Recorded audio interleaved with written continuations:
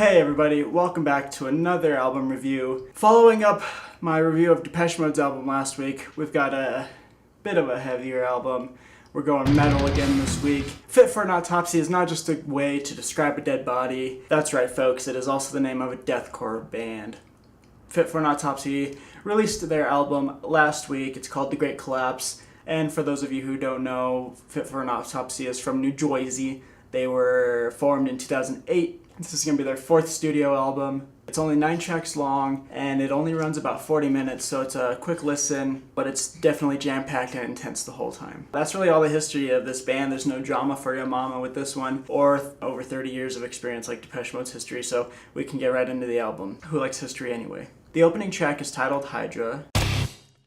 And I really like this track. It's a great opening track. There are riffs in it that make Fit for an Autopsy sound a little bit like Periphery, little dissonant lead lines throughout. I really like the message of this song. It's kind of talking about how no matter how hard you fight against the higher powers and you feel like you're getting on top and gaining some ground, the higher power just comes right back on top of you, twofold, twice as hard as it did before. And this is evident through the metaphor of the Hydra, where you cut off its head and 2 more grow back, which is seemingly an endless battle. I really love the lyrics that they use, and it's not just the lyric itself, but it's the way they utilize it in the song. They say repetition is a failure, and they repeat that line 4 times. It's kind of meta and referencing itself, just saying repetition is a failure. And I like how they structured that lyric in the song. The second is called Head Will Hang. There's a music video out for this song, really intense song. The music video is it follows this family that consists of a mother, a father, and a kid. Kid's about 12, 13 probably. You see them kind of just playing and living like a normal family until on the television they see reports of water and energy crisis in the US, and then this apparently triggers a nuclear war, and then we see the family live throughout this nuclear war / apocalypse. Eventually the family realizes they are short on good water and supplies, and they're going to need to leave the house if they want to survive and find somewhere else to live. As they are trekking through the wastelands, essentially, the child falls, and they either forgot that they had a kid or they just don't care about him anymore, because the parents just seemingly walk off like they don't give a shit, and they're just like, oh, sorry bro, like you're on your own. Then the kid gets picked up by a soldier wearing a gas mask, and then he puts a gas mask on the kid, and then they show him in what looks like an interrogation room. The soldier hands him a toy that he was playing with at the beginning, which is a play soldier, and to me it seems like they're going to train him to become a soldier, and then it kind of just ends. In terms of the guitar in this song, I really like the artificial harmonic sweeping that they do in the opening riff. It's becoming it's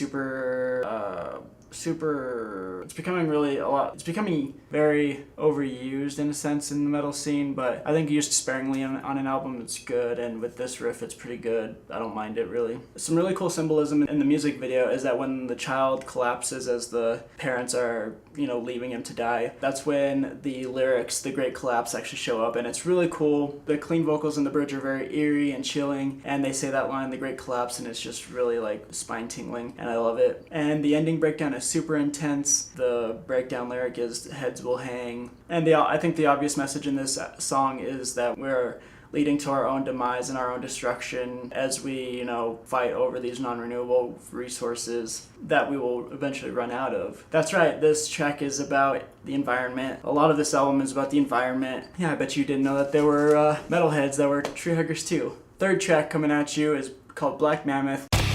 Another song with a music video. This one's very political. It is about the incident at Standing Rock. So this one's, about oil and oil spills and the destruction of Native American lands because of oil spills. The music video uses actual footage from what it looks like of protests and everything that happened at Standing Rock. My God, I feel like I'm just a newscaster now. Of course, with this theme and this subject matter, the track is pretty intense. I think it might be a little bit too political for some metal fans, might turn them off to the track. I'm not going to get too into the story of Standing Rock or what happens in the video. You can actually go check it out yourself. I'll link to the music video in the description below. The ending of the song from about 3 minutes in until the end is really powerful. The footage, it kind of just magnifies the power of the lyrics. Tragedy reigns forever, everyone's life motto. And track number 4. It's called Terraform. A quick Wikipedia search, just because I wasn't 100% sure of what this word meant, even though I could, use deductive reasoning, and I could have put an encyclopedia, I could have phoned a friend, or I could have asked my wife or my dog. It's deliberately altering the atmosphere, the topography, ecology, and stuff like that of a planetary body to make it inhabitable by Earth-like people. This is an education lesson on a lot of things here, and by now, musically, it's clearly evident that the vocalist really just stays in the medium screaming range. He doesn't do any really low, guttural, growls, or any high-pitched, screaming. He really kind of just stays in the middle. I think that eventually becomes the main thing holding back this album. Spoiler alert. Anyway, there's a really cool guitar solo that my ears enjoyed, and it's about 2 minutes in. The opening lyrics say, "When the world is empty of souls, it will be so clean," clearly saying that we have no business to alter any sort of planetary body in any sort of way. It directly references altering lands until they bow to man's broken will, and basically references the Earth fighting back and bringing on a silent death to the human race. Is this a deathcore album? Or am I reading someone's dissertation? Jesus. Track 5 is called Iron Moon. I could not find any direct references to what this is specifically about, and there are a lot of things referring to Iron Moon, so I'm not going to get too much of that. Nothing really stands out to me in the song. There's a pretty generic deathcore solo that happens, and the breakdown towards the end is nothing really to phone home about. The general riffs throughout the song aren't that impressive. It's just a bunch of chugging. One cool thing about this track is that it features a guest spot by, his name is Kevin McCahey, Matthew McConaughey from Ion Dissonance. Alright. I have no idea who Ion Dissonance are, but moving on. Track number 6 is called When the Bulb Burns Out. I really love the slow, clean, and dissonant music in the beginning, and this track begins with an excerpt of a man basically projecting statistics surrounding global warming and climate change, further amplifying the eco-core theme throughout this album. Eco-core, enviro-core, environmental-core, I don't know what it's called. Tree-hugging core, apple core. I really like the lyrics, 7 billion leeches squirming towards extinction. That is such a brutal lyric, and wait a second. You guys are calling me a leech. Fuck these guys. The message in the song, I believe, is that material objects don't really mean much in the end. They use the reference When the Bulb Burns Out, which is the track's title, inevitably referring to when we run out of our non-renewable resources and have nothing to power said material objects. Basically, leave all your shit behind and go live in a cave. Please. Track number 7 is called Too Late, Too Furious. I'm just kidding, it's just called Too Late. The title alone tells us that we have not strayed into any sort of love song territory. I think that this track has one of the best lyrics on the album, which is "Who the fuck are you when no one's watching?" And I think that outside of climate change and environmentalist theory, this message is just a good message to being a good fucking human being. And so I just really like that line and what it means. Again, some generic guitar riffs throughout the song. I mean, what the fuck happened to those amazing riffs that happened in Hydra? Did they start with the best guitar riffs on the album? I don't know. I hope not, but let's just keep going. Track number 8, we got 2 more tracks to go. It's called Empty Still.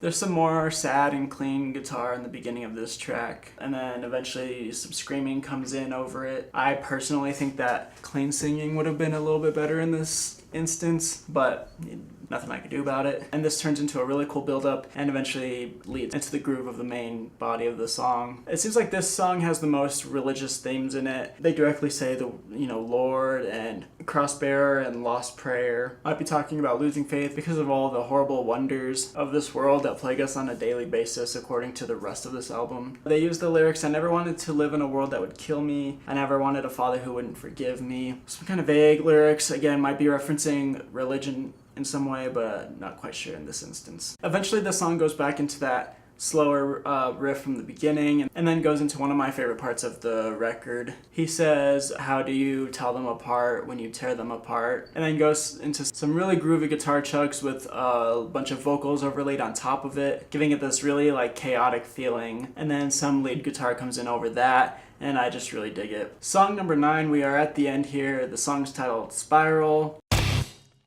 Starts out as another slower song, some more generic chugging, unfortunately. From the lyrics, it feels like it's just kind of summarizing the whole album, saying that we as the human race are leading to our own demise. Basically goes back over the envirocore themes that are portrayed throughout. It gets really slow in the middle of the song and kind of makes it seem like they're going to end the album in that fashion, but then they come back with probably the most aggressive part of the album in my eyes. It's an aggressive, angry record, and it should be ended on the same note. The end lyrics say, don't save me, there's nowhere to stay that doesn't bear the scars of yesterday, don't save me. Pretty depressing note to end on. And after reviewing Depeche Mode's album last week, I kind of get the same feeling from this album, which is funny because they're two totally different genres, but yet they're both kind of gloomy and the lyrics aren't very hopeful. They both kind of talk about how we as the human race are pieces of shit. Oh man, now reviewing that Corey Feldman record is looking pretty tempting right now.